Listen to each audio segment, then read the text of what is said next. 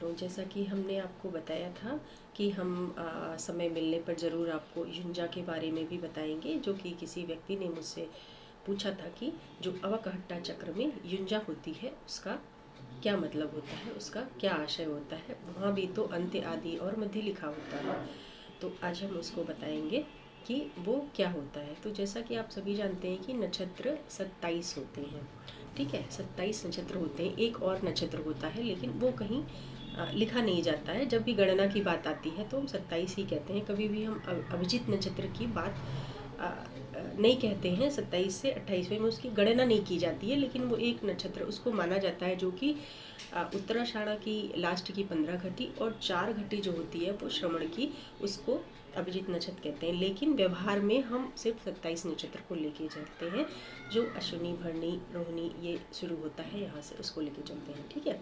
तो अब नक्षत्रों को हम 3 भाग में बांटते हैं, ठीक है। तो पहले 6 नक्षत्र जो होते हैं उनको हम आदि की संज्ञा देते हैं, और लेकिन वो रेवती से शुरू होता है, ठीक है। रेवती से फिर अश्विनी, भरणी, कृतिका और यहाँ से 6 नक्षत्र जो होते हैं उनको हम युंजा में आदि लिखते हैं। उसके बाद मध्य में 6 के बाद से, उसके बाद आर्द्रा से लेकर के 6 के बाद जब 7वां आर्द्रा आता है तो आर्द्रा से लेकर के फिर 12 नक्षत्र, यानी आर्द्रा, पुनर्वसु, पुष्य, श्लेषा, इस तरीके से जब 12 नक्षत्र होते हैं वो मध्य की श्रेणी में लेते हैं, यानी युंजा में या युंज में उसको हम मध्य लिखते हैं। और उसके बाद जब 12 आ जाता है, हमारा 12 खत्म होता है, फिर ये अनुराधा पे आधा, पुनर्वसु, पुष्य, श्लेषा, फिर अनुराधा पे 12 खत्म होता है। 12 के बाद के फिर 9 नक्षत्र जो होते हैं उनको हम फिर आदि, मध्य और अंत्य की संज्ञा देते हैं उनको युंजा में। तो यो ज्येष्ठा, मूल, पूर्वाषाढ़, उत्तराषाढ़, इस तरीके से जो 9 नक्षत्र आएंगे हमारे आखिरी में उत्तराभाद्र तक, क्योंकि रेवती को तो हमने पहले ले लिया है, तो उत्तराभाद्र तक का ये जो 6 नक्षत्र है इनको हम अंत्य की संज्ञा देते हैं युंजा में या युंज में, जो कि अवकहट्टा चक्र में लिखा होता है। तो अब आपको ये समझ में आ गया होगा कि युंज या युंजा जो अवकहट्टा चक्र में लिखा होता है, कुंडली शुरुआत करते समय चक्र बनाने से पहले अवकहट्टा चक्र होता है, उसमें इसका ये मतलब होता है। मतलब यदि आपका जन्म पहले 6 भाग में हुआ है, रेवती से लेकर के पहले 6 भाग में, तो आपका आदि लिखा जाएगा।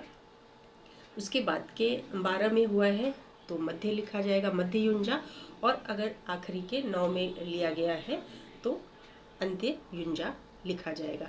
तो आपका जन्म किस वाले नक्षत्र में हुआ है, पहले 6ठे भाग में, दूसरे 12वें में, या आखिरी वाले 9 भाग के अंदर वाले नक्षत्र में हुआ है, तो उस हिसाब से हम आदि, मध्य और अंत युंजा को अवकहट्टा चक्र में लिखते हैं।